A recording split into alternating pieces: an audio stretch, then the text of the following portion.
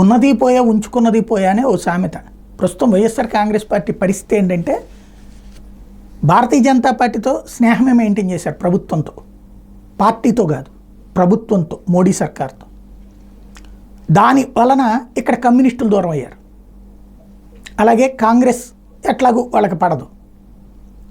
జాతీయ స్థాయిలో జగన్కి ఎవరూ లేరు తోడు, రాష్ట్ర స్థాయిలోనూ ఎవరూ తోడులేరు. ఒంటరిగానే ప్రస్థానం ప్రారంభించిన జగన్మోహన్ రెడ్డి ఒంటరిగానే కొనసాగిస్తూ వచ్చారు.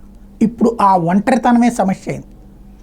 ఒక్కసారి గతంలో చూసినా ఇప్పుడు చూసినా వైఎస్ఆర్ కాంగ్రెస్ పార్టీ వాదన టీవీ ఛానళ్ళలోనైనా పత్రికల్లోనైనా దేంట్లోనైనా ఒకే ఒక్కటి ఉంటుంది. మిగతా ఒక 4 ఫ్రేములు లెక్కేసుకుంటే మిగతా 3 ఫ్రేములు ఎగనెస్టే ఉంటుంది, పూర్తి వ్యతిరేకంగా మాట్లాడేవాళ్ళు. అది అటు తెలుగుదేశం, జనసేన, భారతీయ జనతా పార్టీ. వీళ్ళతో మిత్రపక్షం ఎవరున్నారు ఫ్రమ్ ద బిగినింగ్.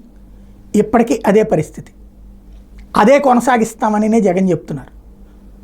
అసలు జగన్ ఎవరిని కలుపుకుపోరా, ఇలా ఒంటరి పోరాటం అన్నటువంటిది 2 సార్లు అధికారాన్ని దూరం చేసింది. 2014లో అధికారం రాకపోవడానికి ఒంటరి పోరాటమే కారణమైంది.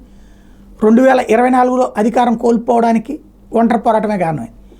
జట్టు కట్టిన 2 సార్లు తెలుగుదేశం పార్టీ గెలిచింది. వాళ్ళు జట్టు కట్టనప్పుడు ఒక్కసారే వైఎస్ఆర్ కాంగ్రెస్ పార్టీ గెలిచింది. ఇప్పుడు ఆలోచించుకుంటారా లేదా ఇదే ధోరణి కరెక్ట్ అనుకుంటారా చూడాల్సి.